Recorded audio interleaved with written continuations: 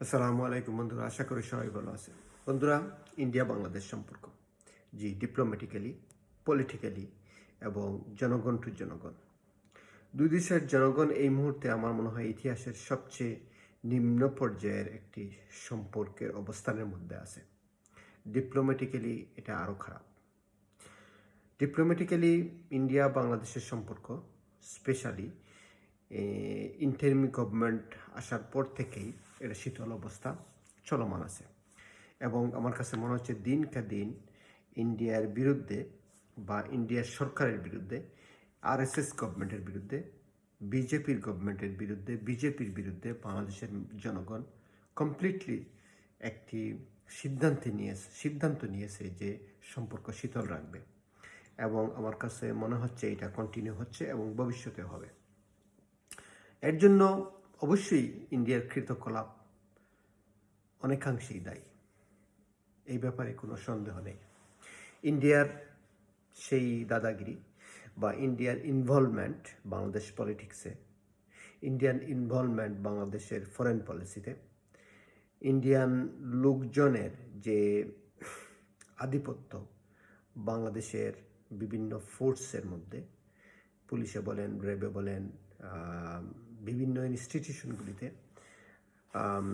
ভারতের যাদের বলা হয় দালাল বলেন বা ভারতীয় লোকজন বলেন, ভারতীয় লোকজনের আনাগোনা অনেক বেশি। সেই কারণেই দিনটা দিন এই সম্পর্কটা খারাপের দিকেই যাচ্ছে এবং যাবে, আনলেস ভারত ডিপ্লোম্যাটিক্যালি, রাজনীতিক্যালি যদি তাদের স্ট্যান্ড বাংলাদেশের টুয়ার্ডস বাংলাদেশ চেঞ্জ না করে, পরিবর্তন না করে। দেখেন, একটা সহজ বিষয় হচ্ছে, আপনি আমি, ভারত কিংবা বাংলাদেশ, আমরা কেউই কাউকে চেঞ্জ করতে পারবো না, বদলাতে পারবো না। প্রতিবেশী বদলানো যায় না, কিন্তু প্রতিবেশীর স্বভাব বদলাতে হয়। প্রতিবেশী দেশ কি চাচ্ছে সেটা বুঝতে হয়।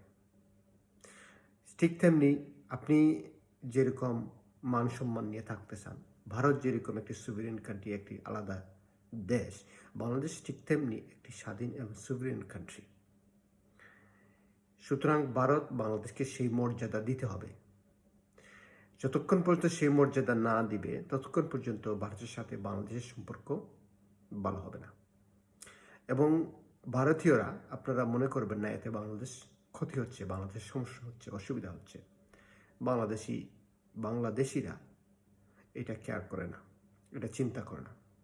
যদি চিন্তাই করতো, তাহলে বাংলাদেশ থেকে 10 গুণ বেশি শক্তিশালী পাকিস্তানের সাথে যুদ্ধে লিপ্ত হতো না এবং বাংলাদেশকে স্বাধীন করতো না। শুধু তাই নয়, বাংলাদেশ যদি এটা চিন্তা করত, তাহলে আজকে স্বাধীনতার 54 বছর, 55 বছর পরও এখনও এককভাবে নিজের শক্তিতে, নিজের স্বাধীনচেতা মনোভাব নিয়ে বিশ্বের বুকে নিজের মানচিত্র, নিজের পতাকা নিয়ে দাঁড়িয়ে থাকতে পারত না। বাংলাদেশের মানুষের সৎসাহস, সাহসিকতা, স্বাধীনচেতা মনোভাব, এটা পৃথিবীতে বিরল। সুতরাং ভারতীয়রা, আপনারা কখনোই এটা মনে করবেন না যে বাংলাদেশ আপনাদের ছাড়া অচল। অনেকেই বলেন, অনেকেই মনে করেন, ফেসবুকে বা বিভিন্ন প্রোগ্রামে, বিভিন্ন ভিডিওর নিচে আপনারা কমেন্ট লেখেন যে বাংলাদেশ চলতে পারবে না, বাংলাদেশ চলতেছে না। ইন্টারিম গভর্নমেন্ট আসার পর, স্পেশালি ডক্টর ইউনূস সরকার আসার পর, ভারতীয়রা যা যা করবার সব রকমের চেষ্টা করে ফেলেছেন বাংলাদেশকে বাধা দেওয়ার জন্য, একা করার জন্য। আসলে কি করতে পেরেছেন? বাংলাদেশ ইন্ডিয়ান পেঁয়াজ ছাড়া বাঁচতে পারতেছে না, ইন্ডিয়ান ভেজিটেবল অয়েল ছাড়া বাঁচতেছে না, ইন্ডিয়ান গরুর বাজার ছাড়া বাংলাদেশ চলতেছে না। বরঞ্চ এই সাইটগুলিতে বাংলাদেশ এখন অনেকটাই নিজেরা অন্য বন্ধু খুঁজে নিয়েছে।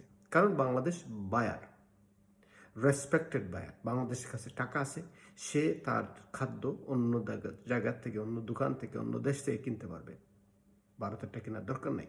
পক্ষান্তরে ভারতের কৃষকরা অভাব দেখতেছে, কারণ তারা তাদের সবজি, ভেজিটেবল কিংবা পেঁয়াজ তারা বিক্রি করতে পারতেছে না। এই মার্কেটটা তারা হারিয়ে ফেলছে। সুতরাং ক্ষতিগ্রস্ত হচ্ছে ভারত, বাংলাদেশ পৃথিবীতে আর অনেক দেশ আছে যে দেশগুলি থেকে বাংলাদেশ সেটা সংগ্রহ করতে পারবে। সুতরাং এন্ড অফ দ্য ডে ভারতীয়রা আপনারাই ক্ষতির মুখে পড়তেছেন এবং আরও পড়বেন। ক্রিকেট নিয়ে আপনারা চেষ্টা করে দেখে ফেলছেন, যে বাংলাদেশের মান মর্যাদা, আত্মমর্যাদা, সাহসিকতা কোন পর্যায়ে, কোথায় অবস্থান করতেছে। এই বাংলাদেশিদেরকে আপনারা চিনতে পারেননি, এখনও চিন্তা করতে পারেননি।